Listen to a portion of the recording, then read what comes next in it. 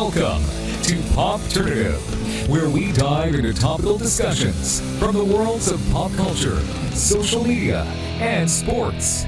Here is your host, Peter Remoliotis, aka PD Beats.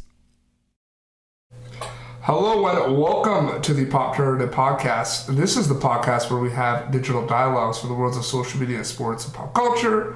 And this evening, we have a really cool panel where we're going to talk about a bunch of different things. We're going to talk fitness, social media, just in general. We're going to have a really cool conversation. And I'm quickly going to introduce the panel. First, we have current Impact Wrestling knockout and former WWE Diva. We have Mike Kanellis-Bennett is with us. Maria, welcome to the show. Hello there. Thank you for joining us. We really appreciate it. Thank you for having me. No problem. And then we have founder of Zorn Fitness and former contestant on The Bachelorette, Ben Zorn is with us. Ben, welcome to the show. What's up, you guys? Thanks for having me. Appreciate it. No problem. It's been a while, but we finally got it done. Finally made it happen. For sure. So let's start it off to you, Maria. You know, Maria, on social media, you've been pretty busy. You know, I believe you're going to talk. You recently launched your own company. It's a event management company. Talk a little bit about that, and talk a little bit about life right now in part of Impact Wrestling, as well as your past life at the WWE and Ring of Honor as well. Talk about what's been going on in the world of Maria lately. All right, let's see. We'll pick a topic to start with. I do have my own event management company. We produce events from 10 people up until 300. I have an event coming up this fall that's going to have 300 people, so that's going to be a pretty big one. But I started it because I've been surrounded by events for the last 12 years. I mean, wrestling is one gigantic event. Yeah. And I wanted to be involved with something that I could use all this past experience that I have and put it into something else. And a lot of things that I didn't like when I was doing my own wedding and producing it was that people told me no all the time. They said, oh, well, you can't do that because you need to do it this way, or weddings are supposed to happen like this, or events can't have that. And I hated that. And so in my event management company, it doesn't really matter what size your budget is. It matters how much work you're willing to put in, as well as myself. So maybe you don't have the biggest budget in the world, but we can still work with you because we'll find other ways, whether it be instead of buying expensive candelabras, we're going to just use tin cans and paint them and redesign them into these fancy new candelabras. I do a lot of DIY, and it's so much fun. Oh my gosh. And I just recently did my sister's wedding, and when I did her wedding, and she didn't have a huge budget, but I never told her no. Even though sometimes she turned into a little sister and I wanted to tell her no because she was being too whiny. But, it's incredible to do. It's so much fun to watch a client's eyes light up with being excited about it. So I'm doing that right now, and it's Wonderland Mansion Productions. Mm-hmm. So I'm doing that. And then on the wrestling side of things, I started with Impact Wrestling about a year ago. And the thing that I love about it the most is how much free time it gives me. Mm-hmm. We will film 12 episodes, and then I'll be done for 12 weeks. I'll have all this free time to continue my college education, which right now I'm in my senior year, and next year I'm getting my graduate's degree. And so I have all this free time, and I have a lot of creative input in it, which, it is so fun. And I work with my husband, and he's my partner in crime. And so he does all the dirty work and wrestles guys and gets punched in the face. And I clap my hands and rile up the crowd. And I also... Mike Bennett. He's got to come on the show one day. If he's ever going to watch this, there's an invitation for him to come on. He's actually out getting pizza right now, so he might be making an appearance at the end of the show. Or something. He's on the way home. That would be great. But so that's that's what I'm doing with Impact Wrestling. And yeah, you can ask me about other stuff later if you Yeah, no, we will for sure. And Ben Zorn is also with us on Popternative. Now, Ben had a pretty crazy couple of years, especially, you know, being on The Bachelorette and then all the social media pandemonium that came afterwards. And yes. You're in the process now of launching your own fitness program, Zorn Fitness, correct? Yeah, so the whole thing kind of came to be from a vision that I had very early on, which was just I wanted to help as many people as possible through health and fitness. That's where the original goal and dream originated from. Originally, it was about, you know, I wanted to help thousands of people, and my dream was I wanted to have a gym and 400 or 500 members and boot camps and things like that. And then after the show, I kind of reevaluated everything, because all of a sudden I had this massive following, and I realized that the scale of people that I could actually help now was a lot larger. I was reaching people in different states that I would otherwise never be able to touch. And so I had people reaching out to me from Idaho and Montana and Wisconsin and the East Coast and all that stuff. And I slowly just started to develop more of like an online training program. And so the Zorn Fitness is my brother and I together. My brother does all the nutrition side of it. He's a registered dietitian. And then on my end, I do all the fitness, the programming, things like that.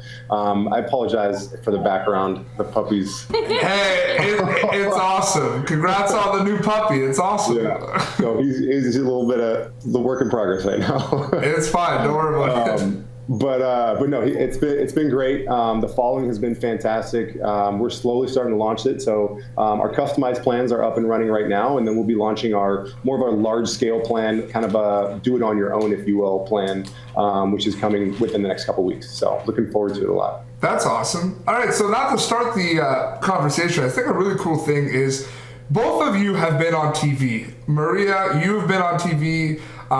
Starting, you know, with the WWE, and you mentioned, you know, Outback Jack, and also the, you know, the Celebrity Apprentice, and Ben, you recently been on The Bachelorette. So let's start with Maria. I just wanted to know, so like Popternative is like a social media centric show. We always want to have like a little bit of that in the episode. So what I find interesting is, yeah, social media is around. A lot of people will tweet out, you know, their favorite moments from, you know, the Attitude Era or the WWE. But there is a lot of stuff that happened in the WWE while you were in the WWE that if social media was around, it would have been pretty crazy. And it would have been, I don't think you'd be able to do the stuff that, like the storylines that you did involving the Divas, if social media was really like relevant. What do you think about all of that? What can you take from that? Like, social media is everywhere right now, but when you were in the WWE, when, you know, you were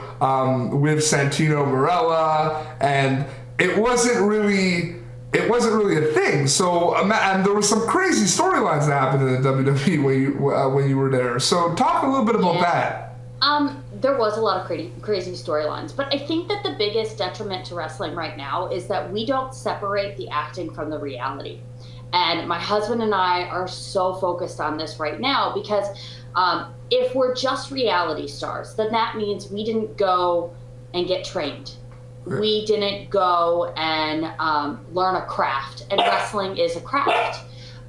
Professional wrestling takes a lot of stunt work. It takes a lot of acting, and we all train for that. So for me, I'm glad that social media wasn't around back then, because everyone just assumed that we were performing a character on TV at the time.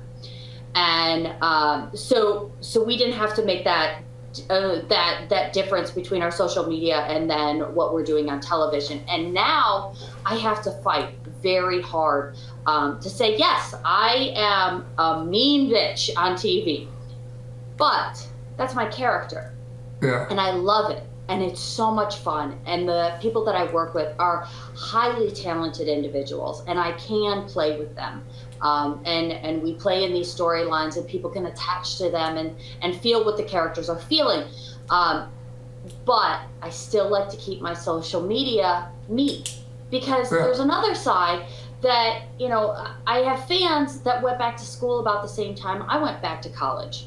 and they want to be able to, enjoy that with me. And so I never want to alienate them because I'm a bitch on TV. Mm-hmm. So like if they're following this bitch, it changes things. So I like to say that I'm an actor that does my own stunts. And that's the character that I play on television. Mm-hmm. In my own life, I'm a wife and I'm a student and I own 3 chihuahuas. It's 2 different things for me. Awesome. So now shifting more to present times where social media was taking over the Bachelorette, man. Yeah. How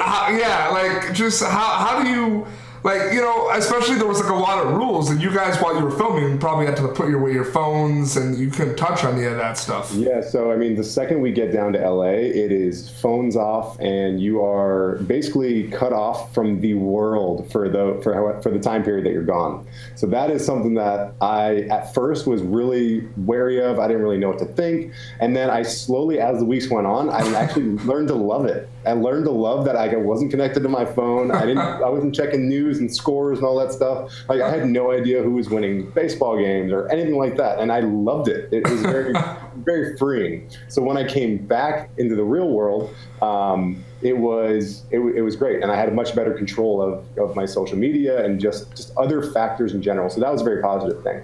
But I would say from my standpoint, you have all these guys that we're nobodies, we're just average people, and we get on the show and we're still average people when we get off. Like, we don't have a special talent, a special skill, nothing.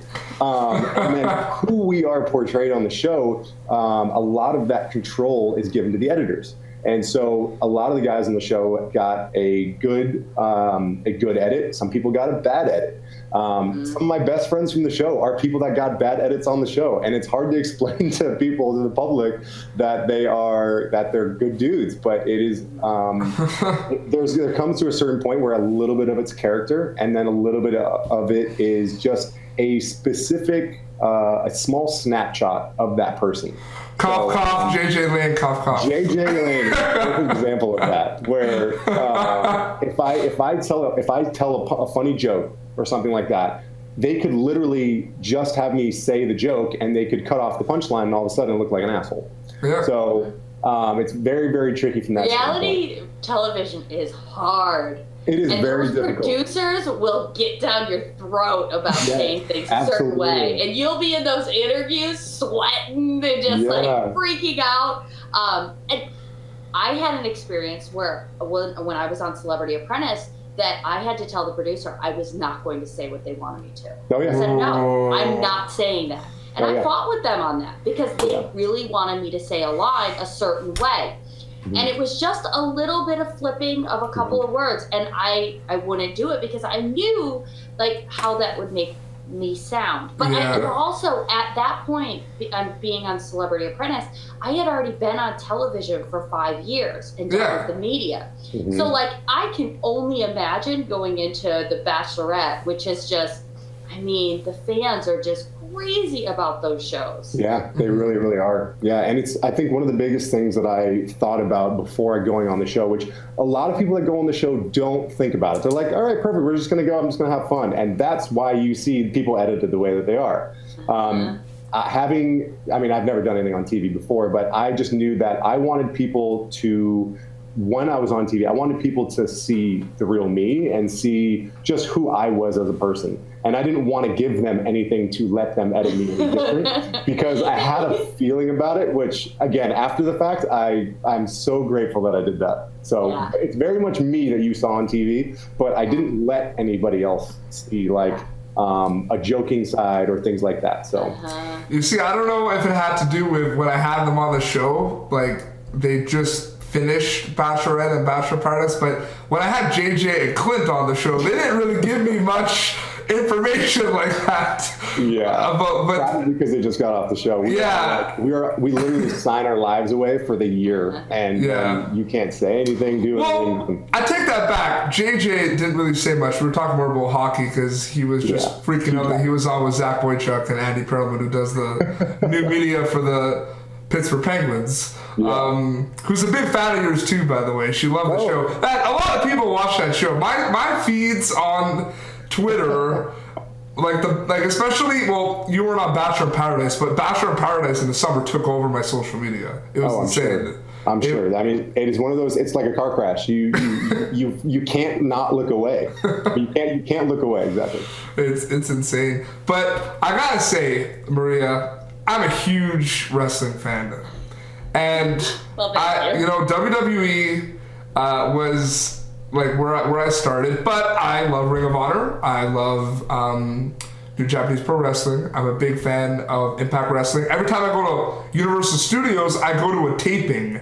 I think I think 2 years ago, you and Mike did not sign with Impact Wrestling then, so I just missed you guys. But it was when EC3 beat Kurt Angle for the title. That was the taping I was at, which was crazy. Oh, okay. Yeah, that is crazy. And I met Dixie Carter. We talked for like 20 minutes, and she's like, "I love Canada. It's so cool you're here." And it was awesome. But that's great. Yeah, no, it was amazing. But the thing is, like, for example, you were saying that right now you're a student and outside the ring, but how are you able to balance that life? Because there are two completely different lives, but there are so many moments that people are going to remember you for from WWE, and now you're shifting away to more projects. You've been on Ring of Honor, you're with Impact Wrestling. What's your opinion on that whole thing where not necessarily people are only going to maybe remember you for the WWE, because you were on for about, you said, 4 or 5 years with the WWE, right? Mm-hmm. Yeah. I was WWE 5.5 years, then I was in Ring of Honor for 4 years, and now I've been in Impact Wrestling for a year. And it's funny because there'll be students in my classes that will message me on Twitter and say, "Oh, you were in that class? I didn't even see you in there." And I just find it hilarious. It's not like I'm gonna wear all my sequins and go in there with sparkly bras on and my boy shorts. I go in there with a t-shirt on and some jeans and I do my thing. I don't go in there to have some kind of presentation of ooh, look at me. So I think that's kind of where I differentiate. I have a closet that is my school clothes, and then I have a closet that is my work clothes. Yeah. And I keep them separate. No, of course. But I mean, people always remember the WWE. The question I get every single day, 50 times a day on Twitter and social and Instagram and Facebook is, "Will you go back to WWE?" And I always answer, "Yeah, if they come to me and they're like, here, have some money. Do you want to appear?" Of course I'm going to say yes. But that's all casting. That doesn't really have anything to do with me at the time. It's whoever they're casting. Hey Ben, they asked you to be the Bachelor. Are you going to go if they ever do? So they actually, I was in talks with them to be the Bachelor when Ben Higgins was going to be it. Oh. Okay. And we had just gotten done with the season. That had been about a month or two, and I was still trying to get my bearings on this whole newfound fame.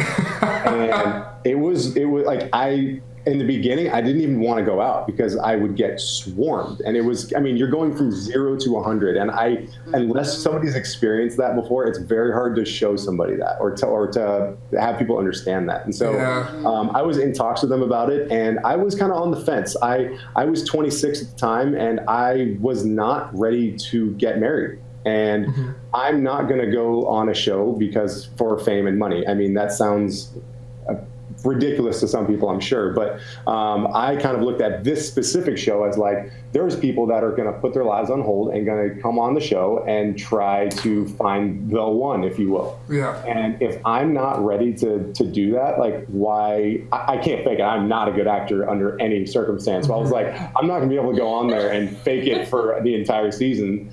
And then I was talking to my buddy Ben, and I was like, "Is that something that you want to do? And is this something that you want to go for?" And he was like, "Yeah, I do it." And I'm like, "Okay, fine. It's all yours." But think of all the possibilities and all the fun. Like a specific one where it would be you and Higgins would be like, The Bachelor, Ben or Ben.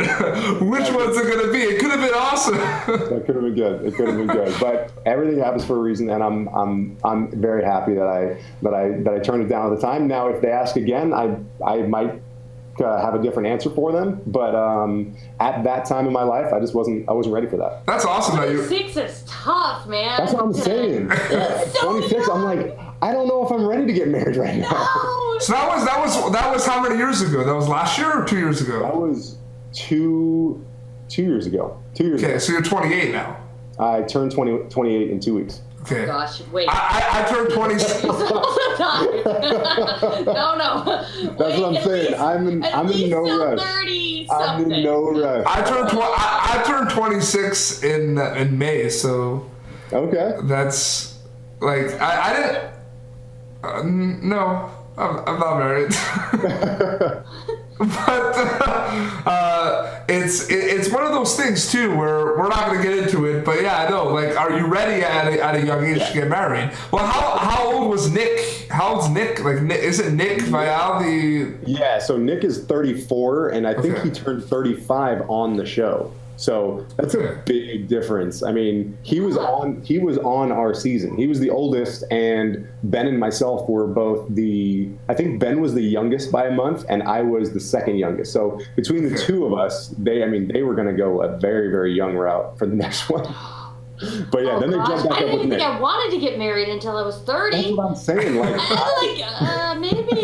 maybe wait. And like, no, it's too young. Yeah, especially the way that it goes on reality TV, especially on The Bachelor, is, I mean, you meet somebody, and then if you're not married in 6 months to a year, they're like, "Oh, are you guys having problems in the relationship? What's going on?" I'm like, and all the tabloids are like following you around, going, "Oh my God, what's going on? What's happening?" Oh God, no. Yeah, so I'm like, you know what? I'm gonna wait for a little bit, and we'll see. I'm in no rush to get married. I want to make sure that I have all my stuff settled first. I just got a dog. Like, I got some time. Yeah, you just started a business. Like, that's what I'm saying. Yeah. Zorn Fitness. Yes, that is where my time, my energy is going right now, and so I mean, if a great thing comes along, I'm not going to say no to it, but that's not where my focus is right now. Yeah, absolutely. It's the same like with this podcast is something I put like countless hours into. And I don't sleep sometimes because I'm trying to book. And like, Ben, how many, like, we've been trying to get you on the show for what, like 4 or 5 months? At least 4 or 5 months, yeah, definitely. Just back and forth, like, yeah, we'll do it. Oh, we can't. And then like nothing for like a month, and then, oh yeah, we'll do it. Oh no, it doesn't work out. So finally, it happened. Finally, we made it. And we'll wrap up soon. But I gotta ask you, Maria. This is the wrestling fan in me asking you. It's nothing bad. It's just you were mostly a face in the WWE. You had that moment where you were kind of like a face, and then there was kind of like should be a heel like Santino, or you were with Santino, but you were still like a good person on the show. But now you're a heel now. Which one do you like better? Do you like being a heel, or do you like being a face? I like my character now. Because I'm able to... The villain. JJ is going to add like that question. Because then you get to see how excited... And this is me being almost 35 now, and like looking back on my career and being like, ooh, because now I can make those baby faces. Yeah. I can be that bad guy and let them get cheered. And they get so excited because now, they have this character and they have this this framework of, you know, being this good guy and being a hero to some. And like I did that when I was young, and I started at 22 in WWE, and now being on the other side and getting to do that for other people is so fun. It's just, but then there's also too of getting all the aggressions out when I'm out on the road, and then I can just come home and just be chill. So, you know, it's really fun. I enjoy it a lot. I was watching some reruns of Impact Wrestling a couple of months ago, and there was the Thanksgiving episode. That was pretty crazy. That was pretty insane. In my nose for like a month. Yo, the pie? And, okay, and then Mike was like, yum. Your face, make sure it's like, it's actually like shaving cream or something. Because when whipped cream just gets in your nose, it like literally smells like sour milk for a week. And you're just like, so gross. Oh, God. Yeah. Now, this might be a dumb question, but you and Mike, you met in the wrestling circuit, right? Yeah. Did you meet while you were kind of both employees of like Ring of Honor, or? No. So were you signed together? He was actually working for Ring of Honor, but I wasn't really in wrestling at the time. I was doing some appearances here and there, but I was really ready to be done with wrestling. I was so angry after getting released from WWE, and then I was angry because I got kicked off Celebrity Apprentice. I was like, I'm done. I'm just not doing this anymore. And so I was only doing a few appearances here and there. And I went to a small independent wrestling show. It was Northeast Wrestling. And I see this guy wearing a Ring of Honor hat. And I just thought it was the bee's knees. I was like, oh, that one's going to be mine. And so I seen him across the room, and I went over and started a stupid conversation about stale pizza or something. And so that happened. I was dating someone at the time. So was he. I was like, okay, that nothing can happen. So I didn't talk to him then for 2 months until both of us were single. And I was like following him on Twitter, like seeing like what was his deal was and stuff. And so finally, he was single and I was single, and he sent me a direct message on Twitter. And that was our way of getting to know each other, is through direct message on Twitter. And social media. We didn't go on a first date until we were talking for probably another month and a half. Wow. So like we made sure we were super single before. Did you guys live in the same area? No, I lived in LA at the time. I owned a house in LA, and he lived in Massachusetts. So we were about as far away as possible. Yeah. You're from Illinois though, right? I am. I'm from Illinois. You know what's funny? You're from Ottawa, Illinois. Is that correct? Yes. I'm from Ottawa, Ontario. Oh, fabulous. So I found that funny. But yeah, continue. That's funny. But no, I mean, and that, so when we did go on our first date, I had an appearance, and I was like, it was an appearance on the East Coast, and I was like, oh, is this close to you? And he's like, yeah, it's close. Come to find out, he drove 9 hours so that we could go on our first date. And like, I guess he hit like all the New York traffic and stuff, but still 9 hours to come on the first date. We got to get him on the show. I know you said a possible pizza cameo, but he's got to come on the show. So Mike Bennett, invitation. We'll get him on the show. That'd be awesome. Yeah, so I think we're gonna wrap up. I think it was really awesome that we were able to have these really cool discussions. This is what I wanted to do with the show. I wanted to have kind of like the discussions kind of behind the scenes, that kind of people that were on reality shows or World Wrestling Entertainment or Impact Wrestling that can kind of tell us kind of what's going on and their perspective. So Ben, Maria, thank you both so much for coming on the show. Thank you. Thanks for having me. Maria, any closing remarks? Any links for your new company that we should be following? Or Wed in Wonderland is Twitter. Yep. My regular Twitter is Maria L. Kanellis. Instagram's Maria Kanellis. And Facebook is official Maria Kanellis. So there you go. There's all my stuff. There's a lot of followers. That's just a couple. Yeah. Ben Zorn, like I said, finally happened. This was awesome. Glad we can make it happen. And I gotta say, I've had 3 Bachelorette contestants on the show. Yeah. And I don't even feel bad saying this. You were my favorite one. JJ and Clint, they were cool. They were awesome. But they chirped me. I guess you gotta chirp me on Twitter more to get, if you want to get on the bad side like they do. But, man. I appreciate that. Thank you so much. But so you mentioned, it's online now, but anything else we should be specifically looking out for with Zorn Fitness? Yeah, you can go to zornfitness.com. That's where all the information is going to be. And then we also have an Instagram, Zorn_fitness, or my personal account, Ben Zorn Life. So any of those are good. And then if you want to follow a cute dog, Zorn the Rowdy One, Zeus the Rowdy One. Zeus the Rowdy One. It's a fresh account. He's freaking. Your dog's name is Zeus? His name's Zeus, yeah. I have a Zeus too. Really? I do, yeah. That's awesome. But mine is much smaller than yours. He weighs like about 4.5 pounds. Oh, yeah. So like all 3 of yours put together are like what he is right now. Yes. What kind of dog is he? He's a Rottweiler. He's a Rottweiler. He's a 23-pound fur baby right now. Wow. Oh. Yeah, he's 10 weeks old, so he's a baby right now. Leo, my Morkie was like 2 pounds and he was a baby. Oh my God, that's crazy. He's like 5 pounds now. That's nuts. Maybe 6. He's a little overweight, but we gotta check that. That's crazy. It's Zorn Fitness. And then your dog. Yes, Zorn Fitness, and then dog's name is Zeus. So so check out any of the accounts. I'll make sure that everybody knows when our account is live and people can start buying plans. Awesome.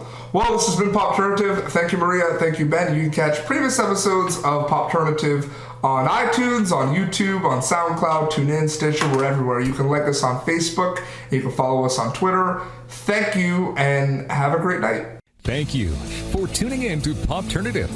Make sure to check out our past episodes of Popternative on YouTube.